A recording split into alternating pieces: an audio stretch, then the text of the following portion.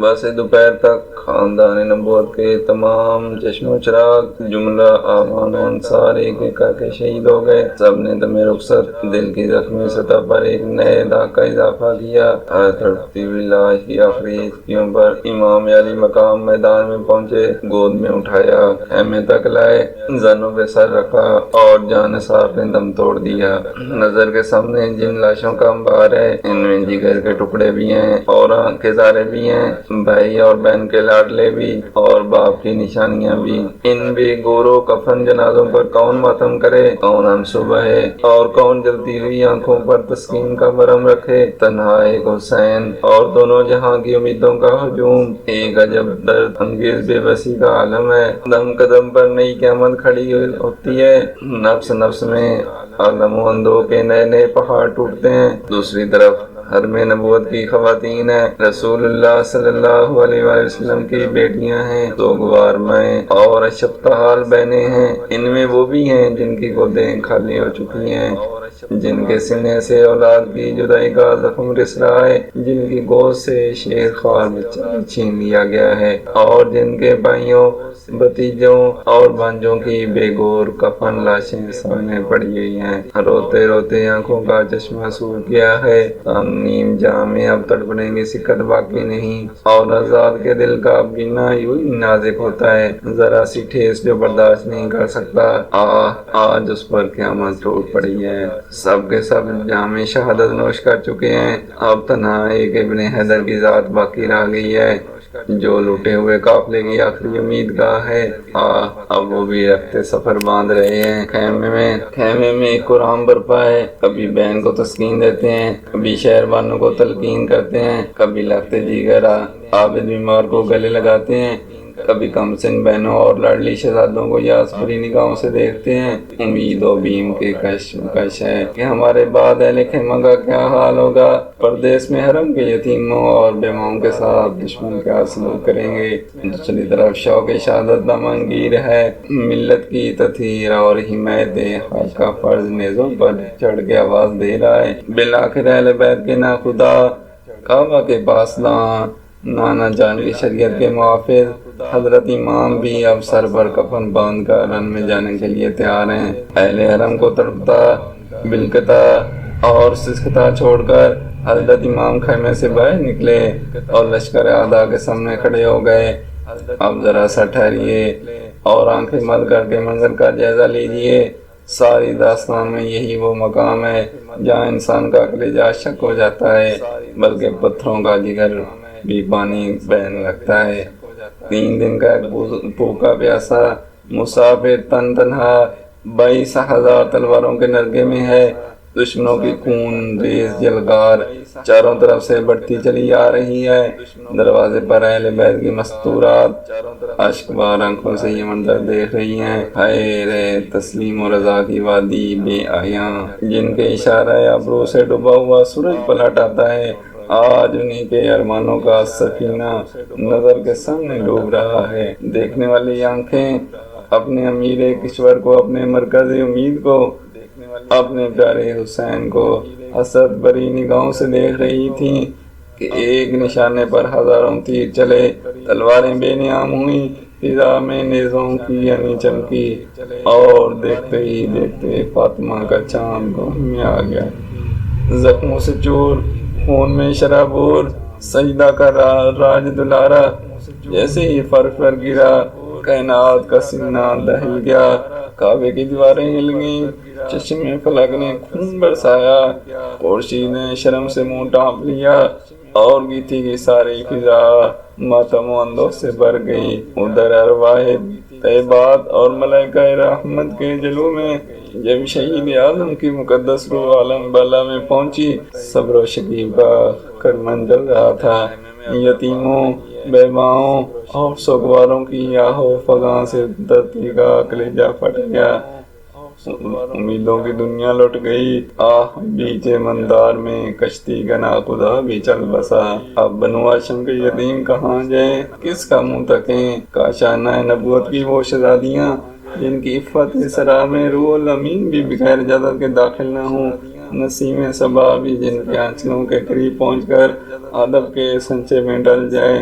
आज करबला के मैदान में कौन इनका महरम है जिससे अपने दुख दर्द की बात कहें। ज़रा अपने दिल पर हाथ रख कर सोचिए, हमारे यहाँ एक मैयत होती है तो घर वालों का क्या हाल होता है। गम गसारों की भीड़ और चारागरों की तलकीन, सब्र के बावजूद आंसू नहीं थमते, इज़्तिराब की आग नहीं बुझती और नाला फरियाद का शोर कम नहीं होता। फिर करबला के मैदान में हरम की इन सुगवार औरतों पर क्या गुजरी होगी जिनके सामने बेटों, शोहरों और अजीज़ों की लाशों का अंबार लगा हुआ था, जो गम गुसारों और शरीक हाल हमदर्दों के झरमट में नहीं, खून खार दुश्मनों और सफाक दर्दों के दरगे में थी। इमाम अली मकाम का सर कलम करने के बाद ने बदन के पैराहन उतार लिए, जिसमें अतर पर नेज़े से के 32 जख्म और तलवार के 34 घाव थे। इब्न साद के हुक्मर जदीदी फौज के 10 नाबकारों ने सैयदा के लख्त जिगर की नाच को घोड़ों की टापों में रौंद डाला। हजरत ज़ैनब और शहरबानों खेमे से ये लर्ज़ाखेज़ मंजर देखकर बुलबुला उठी और चीख मारकर ज़मीन पर गिर पड़ी। उसके बाद शिमर और इब्ने साद दागते हुए खेमे की तरफ बढ़े। बदबख्त शिमर ने अंदर घुसकर पर्दगियान हरम की चादरें छीन ली, सामान लूट लिया। हजरत ज़ैनब बिन्ते अली ने खैरत और इज़्तिराब की आग में सुलगते हुए कहा, शिमर तेरी आंखें फूट जाएं, तो रसूलुल्लाह सल्लल्लाहु अलैहि वसल्लम की बेटियों को बेपर्दा करना चाहता है। हमारे चेहरों के मुआफ़िर शहीद हो गए, अब दुनिया में हमारा कोई नहीं है। ये माना कि हमारी बेबसी ने तुझे दिलेर बना दिया है, लेकिन क्या कलमा पढ़ाने का एहसान भी तो भूल गया। संग दिल जालिम नामों से मोहम्मद की बेहुरमती करके खारे खुदाबंदी को हरकत में न ला। तुझे इतना लिहाज भी नहीं कि हम उसी रसूल की नवासियाँ हैं जिसने हातिम तई की कैदी लड़की को अपनी चादर उड़ाई थी। हजरत ज़ैनब की गरजती हुई आवाज़ सुनकर आबिद बीमार लड़खड़ाते हुए अपने बिस्तर से उठ खड़े हुए और शिमर पर तलवार उठाना ही चाहते थे कि ज़ोफ़ो नका से ज़मीन पर गिर पड़े। शिमर ने ये मालूम करने के बाद कि ये इमाम हुसैन रज़ी अल्लाह तआला अन्हु की आखिरी निशानी है, अपने सिपाहियों को हुक्म दिया कि उसे भी कत्ल कर डालो ताकि हुसैन रज़ी अल्लाह तआला अन्हु का नामो निशान दुनिया से बिल्कुल मिट जाए। लेकिन इब्ने साद ने उस राय से इत्तेफाक नहीं किया और ये मामला जदीद के हुक्मर मुन्ना से रखा। शाम हो चुकी थी। जदीदी फौज के सरदार जिसने फतह में मशगूल हो गए। एक पैर रात गए तक सरबर व नशात की मजलिस गर्म रही। इधर खैमे वालों की ये शाम गरीबा किसी के अमल से कम नहीं थी। हरम के पासबानों के घर में चिराग भी नहीं जल सका। सारी फिजा सोग में डूब गई थी। मक्तल में इमाम का कुचला हुआ बेकोरो कफन पड़ा था। खेमे के करीब गुलशन ज़हरा के पामाल फूलों पर दर्दनाक हसरत बरस रही थी। जिंदगी की ये पहली सोगवार और उदास रात हजरत ज़ैनब और शहरबानों से काटे नहीं कट रही थी। रात भर खेमे से सिसकियों की आवाज़ें आती रहीं, आम का धुआं उठता रहा, रूहों के काफिले उतरते रहे। आज पहली रात थी कि खुदा का घर बसाने के लिए अहले हरम ने सब कुछ लुटा दिया था। परदेस, चोटियल मैदान, मक्तल की ज़मीन, खाक व खून में लिपटे हुए चेहरे, मैयत का घर, बालिन के करीब ही बीमार के कराने की आवाज़, भूख व प्यास की नाथवानी, खून खार दरंदों का नरगा, मुस्तकबिल का अंदेशा, हिजर व फिराक की याद, कलेजा शक कर देने वाले सारे असबाब मक्तल की पहली रात में जमा हो गए थे। बड़ी मुश्किल से सुबह हुई, उजाला फैला और दिन चढ़ने पर साद अपने चंद सिपाहियों के साथ ऊँटनी लेकर आया। उसकी नंगी पीठ पर हजरत ज़ैनब, हजरत शहरबानो और हजरत ज़ैनुल आबिदीन सवार कराए गए। फूल की तरह नर्म नाजुक हाथों को रस्सियों से जकड़ दिया गया। आबिद बीमार अपनी वालदा और फूफी के साथ इस तरह बांध दिए गए कि जुम्बिश भी नहीं कर सकते थे। दूसरे ऊँटों पर बाकी खवातीन और बच्चियां इसी तरह रस्सियों से बंधी हुई सवार कराई गईं। اہل بیت کا یہ لٹا ہوا قافلہ جس وقت کربلا کے میدان سے رخصت ہوا اس وقت کا قیامت خیز منظر ضبط تحریر سے باہر ہے۔ واقعہ کربلا کے کینی شہد کا بیان ہے۔ کھولی جگر کو شہ بطول کا اثر مبارک نیزے پر لٹکائے ہوئے اسیران حرم کے اونٹ کے آگے آگے تھا، پیچھے 72 شہداء کے کٹے ہوئے سر دوسرے اشکا لیے ہوئے تھے۔ خاندان رسالت کا یہ تاراج قافلہ جب مقتل کے قریب سے گزرنے لگا تو حضرت امام کی بے گور و کفن ناش اور دیگر شہداء حرم کے جنازوں پر نظر پڑتے ہی خواتین اہل بیت بےتاب ہو گئیں۔ دل کی چوٹ ضبط نہ ہو سکی، آہ و فریاد کی صدا سے کربلا کی زمین ہل گئی۔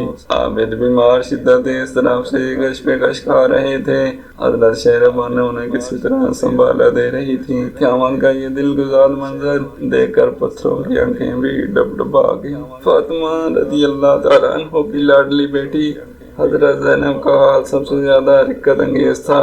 جان کا کی بے خودی میں انہوں نے مدینہ کی طرف رخ کر لیا اور دل ہلا دینے والی آواز میں اپنی نانا جان کو مخاطب کیا، یا محمد، آپ پر آسمان کے فرشتوں کا سلام ہو۔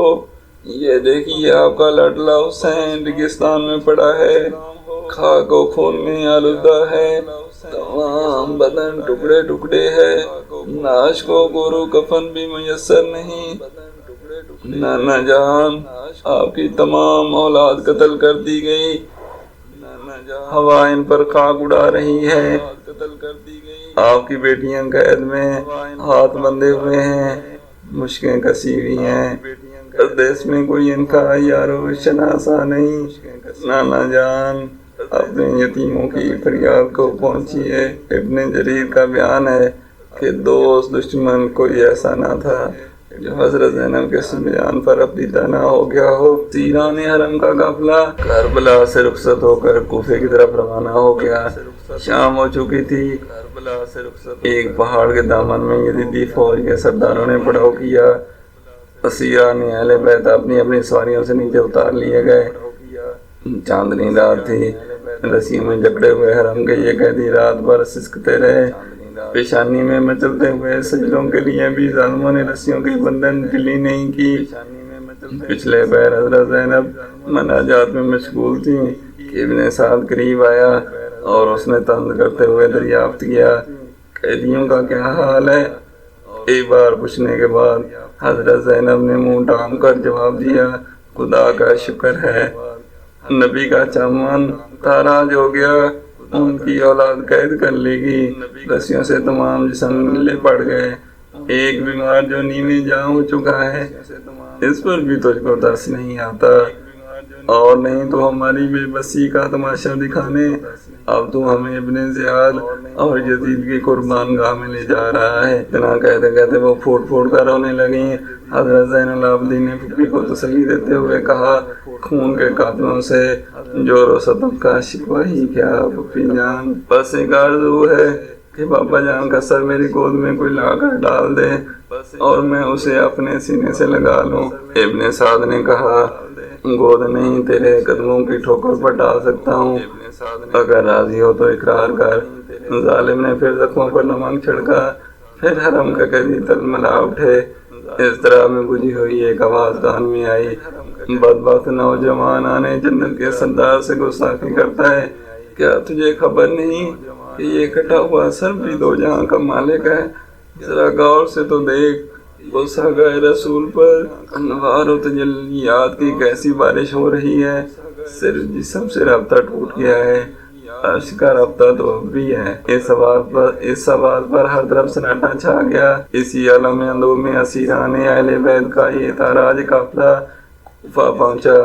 مارے شرم و خیبت کے ابن سعد نے شہر کے بیت جنگل میں قیام کیا۔ رات کے سناٹے میں دوسرے دن ظہر کے وقت اہل بیت کا لٹا ہوا کاروان کوفے کی آبادی میں داخل ہوا۔ بازار میں دونوں طرف سنگ تماشائیوں کے ٹٹ لگے ہوئے تھے۔ خاندان نبوت کی بیویاں شرم و حیا سے گڑی جا رہی تھی، سجدے میں سر جھکا لیا تھا کہ معصوم چہروں پر غیر محرم کی نظر نہ پڑ سکے۔ غفور غم سے آنکھیں اشک بار تھیں، دل رو رہے تھے۔ ایسے سانس سے زخموں کی ٹھیس اور بڑھ گئی تھی کہ کربلا کے میدان میں قیامت ٹوٹنا تھی ٹوٹ گئی۔ اب محمد عربی صلی اللہ علیہ وآلہ وسلم کی ناموس کو گلی گلی پھرایا جا رہا ہے۔ کلمہ پڑھنے والی امت کی غیرت دفن ہو گئی۔ خوشی کے جشن میں سارا کوفہ ناچ رہا تھا۔ ابن زیاد کے بے غیرت سپاہی فتح کا نعرہ بلند کرتے ہوئے آگے بڑھ رہے تھے۔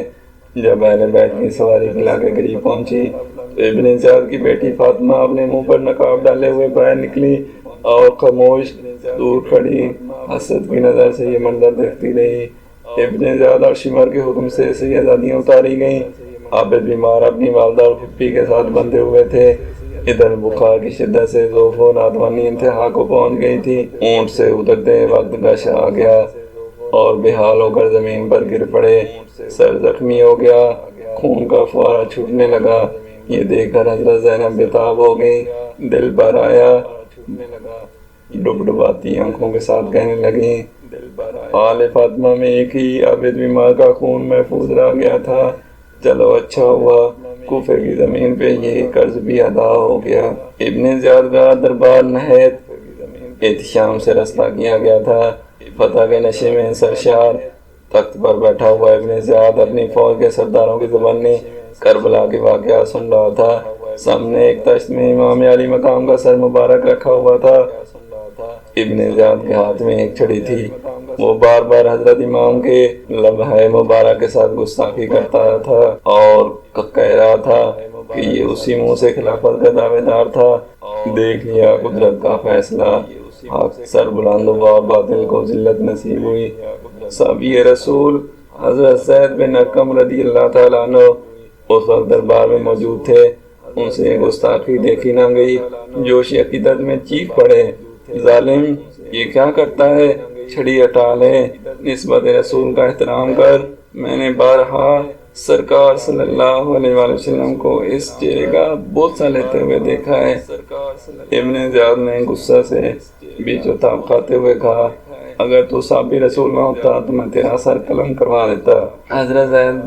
حضرت ابن ارقم نے حالت غضب میں جواب دیا، اتنا ہی تجھے رسول اللہ کی نسبت کا خیال ہوتا تو ان کے جگر گوشوں کو کبھی قتل نہ کراتا۔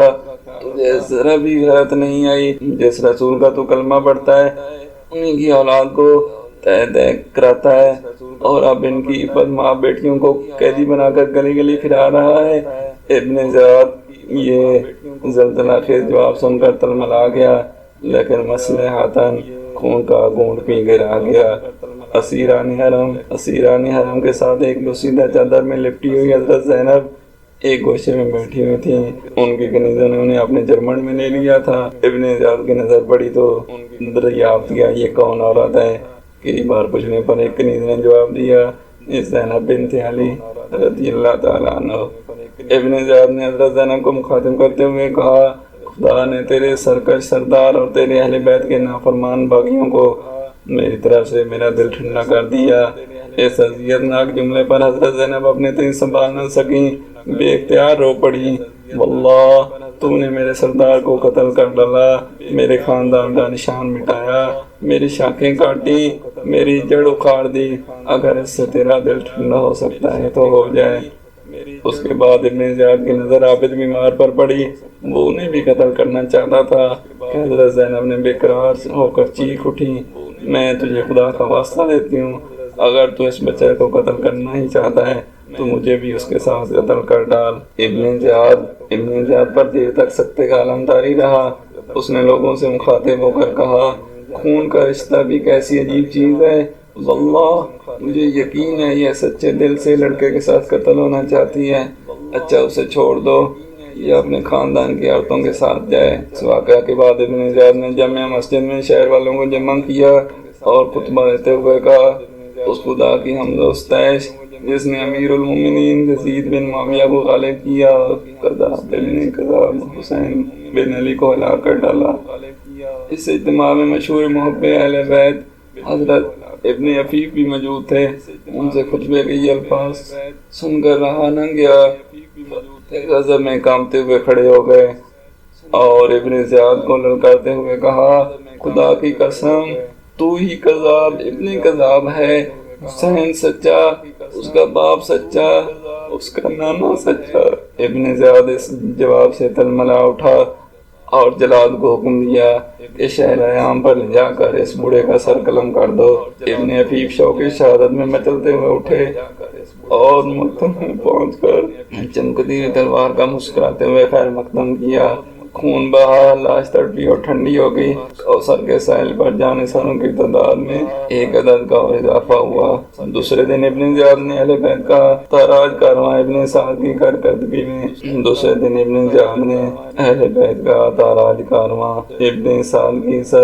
میں مشق کی طرف روانہ کیا۔ حضرت امام کا سر مبارک نیزے پر آگے آگے چل رہا تھا، پیچھے اہل بیت کے اونٹ تھے۔ ایسا محسوس ہوتا تھا کہ امام علی مقام بھی اپنے حرم کے قافلے کی نگرانی فرما رہے ہیں۔ اثناء سفر میں سر مبارک سے عجیب کرامات کا ظہور ہوا۔ رات کے سناٹے میں ماتم فغاں کی دقت انگیز صدائیں فضا میں گونجتی تھیں۔ کبھی کبھی سر مبارک کے ارد و گرد نور کی کرن پھوٹتی ہوئی محسوس ہوتی تھی۔ جس آبادی سے ایک قافلہ گزرتا تھا ایک قرآن بپا ہو جاتا تھا۔ دمشق کا شہر نظر آتے ہی یزیدی فوج کے سردار خوشی سے ناچنے لگے۔ فتح کی خوشخبری سنانے کے لیے ہر قاتل اپنی جگہ بے قرار تھا۔ سب سے پہلے زار بن قیس نے یزید کو فتح کی خبر سنائی۔ پہلے تو فتح کی خبر سن کر یزید جھوم اٹھا، لیکن اس زلزلہ خیز اور ہلاکت آفرین اقدام کا ہولناک انجام جب نظر کے سامنے آیا تو کام کیا بار بار چھاتی پٹتا تھا کہ ہے اس واقعہ نے ہمیشہ کے لیے مجھے ننگے اسلام بنا دیا۔ مسلمانوں کے دلوں میں میرے لیے نفرت و دشمنی کی آگ ہمیشہ سلگتی رہے گی۔ قاتل کی پیشمانی مقتول کی اہمیت تو بڑھا سکتی ہے پر قتل کا الزام نہیں اٹھا سکتی۔ اس مقام پر بہت سے لوگوں نے دھوکہ کھایا ہے۔ انہیں نفسیاتی طور پر صورتحال کا مطالعہ کرنا چاہیے۔ کے بعد یزید نے شام کے سرداروں کو اپنی مجلس میں بلایا، اہل بیت کو بھی جمع کیا اور امام زین العابدین سے خطاب کرتے ہوئے کہا، اے علی، تمہارے ہی باپ نے میرا رشتہ کاٹا، میری حکومت چھیننا چاہیے، اس پر خدا نے جو کچھ کیا وہ تم دیکھ رہے ہو۔ اس کے جواب میں امام زین العابدین نے قرآن کی ایک آیت پڑھی جس کا مفہوم یہ ہے، تمہاری کوئی مصیبت ایسی نہیں ہے جو پہلے سے نہ لکھی ہو۔ دیر تک خاموشی رہی، پھر یزید نے شامی سرداروں کی طرف متوجہ ہو کر کہا، اہل بیت کے نصیروں کے بارے میں تمہارا کیا مشورہ ہے؟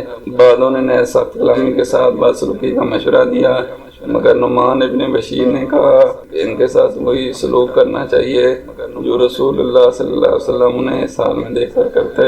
یزید نے حکم دیا کہ اسیروں کی رسیاں کھول دی جائیں، سیدانیوں کو شاہی محل میں پہنچا دیا جائے۔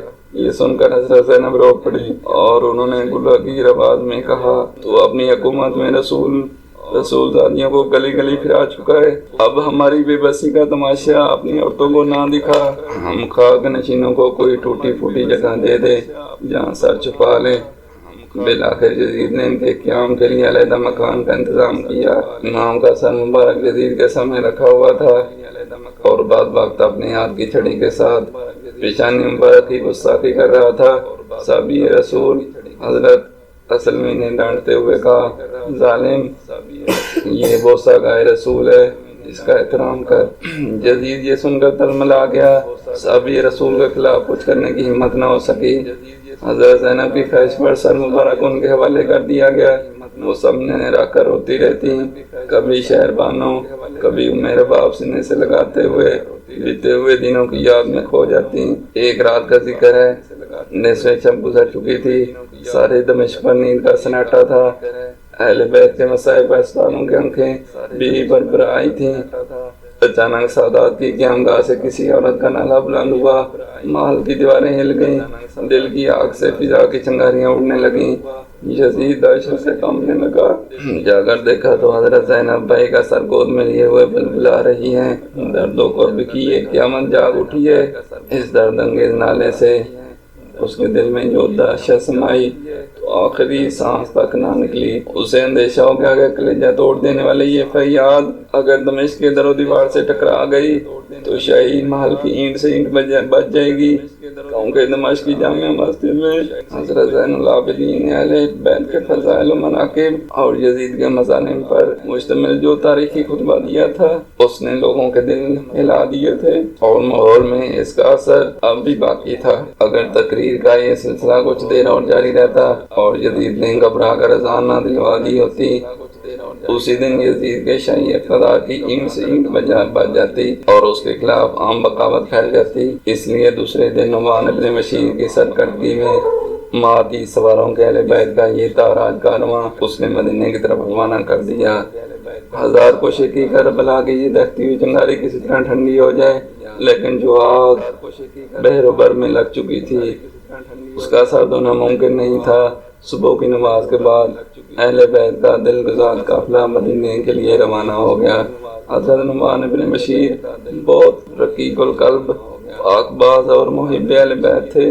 دمشق کی آبادی سے جو ان قافلہ باہر نکلا، حضرت نعمان امام زین العابدین کی خدمت میں حاضر ہوئے اور دست بستہ عرض کیا، یہ نیاز مند حکم کا غلام ہے، جہاں جی چاہے تشریف لے جائیے، میری تکلیف کا خیال نہ کیجیے، جہاں حکم دیجیے گا پڑاؤ کروں گا، جب فرمائیے گا کوچ کروں گا۔ حضرت امام عرش مقام کا سر مبارک آپ نے زیور نہیں تھا، حضرت شیخ زینب و شہبانوں اور بیمار عابد کی گود میں تھا۔ پہاڑوں، صحراؤں اور ریگستانوں کو عبور کرتا ہوا قافلہ مدینے کی طرف بڑھتا رہا۔ منزلیں بدلتی رہیں، سینے کے جذبات مچلتے رہے، یہاں تک کہ کئی دنوں کے بعد اب حجاز کی سرحد شروع ہو گئی۔ اچانک سویا ہوا درد جاگ اٹھا۔ رحمت و نور کی شہزادیاں اپنے چمن کا موسم بہار یاد کر کے مچل گئیں۔ کربلا جاتے ہوئے انہی راہوں سے تو گزرے تھے۔ کشور امامت کی یہ رانیاں اس وقت اپنے تاجدار اور ناز برداروں کے ذل عاطفت میں تھیں، زندگی شام و سحار کی مسکراہٹوں سے معمور تھی۔ کلیوں سے لے کر کنچوں تک سارا چمن ہرا بھرا تھا۔ ذرا چہرہ اداس ہوا، چارہ گروہوں کا ہجوم لگ گیا، پلکوں پہ ننھا سا قطرہ چمکا اور پیاہ کے ساگر میں طوفان اڑنے لگا۔ اب اسی راہ سے لوٹ رہے تھے تو قدموں کے نیچے کانٹوں کی برچیاں کھڑی تھیں۔ تڑپ تڑپ کر قیامت پہ سر اٹھا لیں، کوئی تسکین دینے والا نہیں۔ خیمہ اجڑا پڑا ہے، قافلہ ویران ہو چکا ہے، شہزادوں اور رالیوں کی جگہ اب اشفتہ حال یتیموں اور بیواؤں کی ایک جماعت ہے جس کے سر پہ اب صرف آسمان کا سایہ رہ گیا ہے۔ لبوں کی جنبش اور ابرو کے اشاروں سے اسیروں کی زنجیر توڑنے والے آج خود اسیر کرب و بلا ہیں۔ مدینے کی مسافت کرتے کرتے اب چند منزل رہ گئی۔ ابھی سے پہاڑوں کا جگر کانپ رہا ہے، زمین کی چھاتی ہل رہی ہے، قیامت کو پسینہ آ رہا ہے کہ کربلا کے فریادی مالک کونین کے پاس مالک کونین کے پاس جا رہے ہیں۔ قافلے میں حسین نہیں ہے، ان کا کٹا ہوا سر چل رہا ہے۔ اس راستے کے ثبوت کے لیے کہیں ایک گواہ لینا نہیں ہے۔ بغیر دھڑکا حسین جب اپنے نانا جان کی تبڑ پر حاضر کیا جائے گا تو خاک دانے کی تیغ انجام دیکھنے کے لیے نعمان ابن بشیر آگے آگے چل رہے تھے۔ ان کے پیچھے اہل بیت کی سواریاں تھیں۔ سب سے آخر میں 30 محافظ سپاہیوں کا مسلح دستہ تھا۔ دوپہر کے بعد مدینے کی سرحد شروع ہو گئی۔ اب فریادیوں کا حال بدلنے لگا، سینے کی آگ تیز ہونے لگی۔ جیسے جیسے مدینہ قریب آتا جا رہا تھا، جذبات کے سمندر میں طوفان کا تلاطم بڑھتا جاتا تھا۔ کچھ دیر چلنے کے بعد اب پہاڑیاں نظر آنے لگیں، کھجوروں کی قطار اور سبزہ زاروں کا سلسلہ شروع ہو گیا۔ جو مدینہ کی آبادی چمکی، صبر و شکیب کا پیمانہ چھلک اٹھا، کلیجہ توڑ کر آہوں کا دھواں نکلنے لگا۔ ارمانوں کا گہوارہ دیکھ کر دل کی چوٹ ابھر آئی۔ حضرت زینب، حضرت شہبانوں اور حضرت عابد بیمار ابلتے ہوئے جذبات کی تاب نہ لا سکے۔ اہل حرم کے دردناک نالوں سے زمین کانپنے لگی، پتھروں کا کلیجہ پھٹ گیا۔ ایک سانڈنی سوار نے بجلی کی طرح سارے مدینے میں ایک بار دوڑا دی کہ کربلا سے نبیزادوں کا لٹا ہوا قافلہ اور شہزادہ رسول کا کٹا ہوا سر بھی ان کے ساتھ ہے۔ یہ خبر سنتے ہی ہر طرف کوہرام مچ گیا۔ قیامت سے پہلے قیامت آ گئی۔ وفور غم اور جذبہ بے خودی میں اہل مدینہ باہر نکل آئے۔ جیسے ہی آمنا سامنا ہوا اور نگاہیں چاروں دونوں طرف شورش غم کی قیامت ٹوٹ پڑی۔ آہو فغاں کے شور سے مدینے کا آسمان دہل گیا۔ حضرت امام کا کٹا ہوا سر دیکھ کر لوگ بے قابو ہو گئے، تاڑے مار مار کر رونے لگے۔ ہر گھر میں صفِ ماتم بچ گئی۔ حضرت زینب فریاد کرتی مدینہ میں داخل ہوئی، نانا جان اٹھئے، آپ قیامت کا کوئی دن نہیں آئے گا، آپ کا سارا کنبہ لٹ گیا، آپ کے لاڈلے شہید ہو گئے، آپ کے بعد آپ کی امت نے ہمارا سہاگ چھین لیا، بے آب و دانہ آپ کے بچوں کو تڑپا تڑپا کے مارا گیا، آپ کا لاڈلا حسین آپ کے نام کی دعائی دیتا ہوا دنیا سے چل بسا، کربلا کے میدان میں ہمارے جگر کے ٹکڑے ہماری نگاہوں کے سامنے ذبح کیے گئے، آپ کے پیار کا سینچا ہوا چمن تاراج ہو گیا۔ نانا جان یہ حسین کا کٹا ہوا سر لیجئے، آپ کے انتظار میں اس کی آنکھیں اب تک کھلی ہوئی ہیں، ذرا مرکز سے نکل کر اپنی اشفتہ نصیب بیٹیوں کا دردناک حال دیکھیے۔ حضرت ام سلمہ، حضرت عبداللہ بن عباس، حضرت عبداللہ بن جعفر طیار اور حضرت عبداللہ بن زبیر کی رقت انگیز کیفیت تاب ضبط سے باہر تھی۔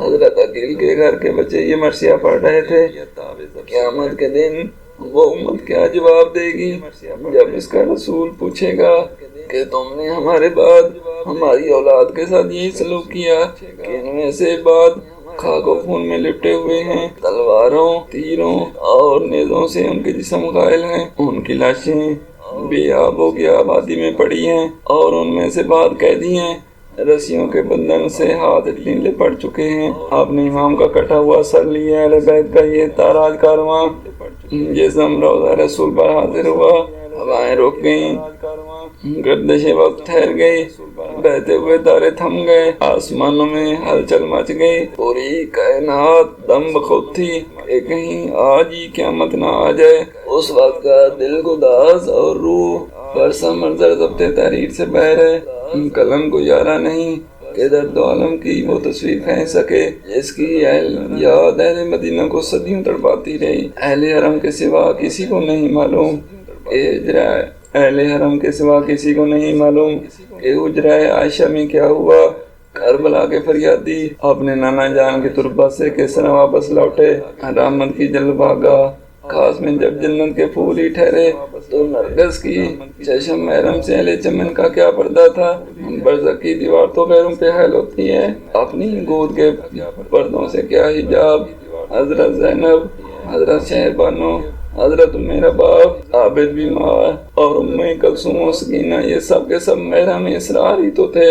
اندرون کھانا کیا واقعہ پیش آیا کون جانے، اشکبار آنکھوں پہ رحمت کی آستین کس طرح رکھی گئی۔ کربلا کے پس منظر میں مشیت الہی کا سربستہ راز کن الفاظوں میں سمجھایا گیا۔ بس دیوار کھڑے رہنے والوں کو عالم غیب کی ان سرگزشتوں کا حال کیا معلوم۔ مرکز رسول سے سیدہ کی خوابگاہ بھی 2 ہی قدم کے فاصلے پر تھی۔ کون جانتا ہے لاڈلے کو سینے سے لگانے اور اپنے یتیموں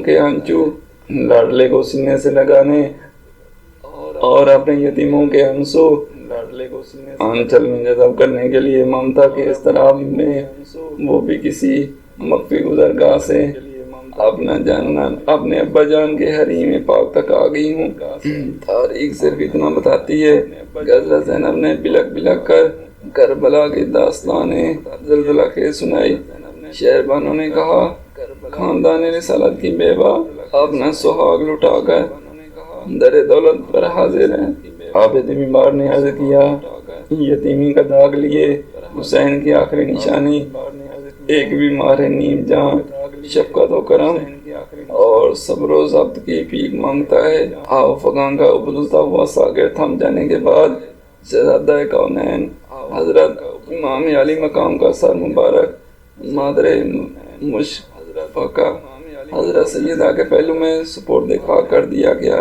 دریا کا بچھڑا ہوا قطرہ پھر دریا میں جا ملا، پھر اٹھتی ہوئی موجوں نے اسے آغوش میں لے لیا۔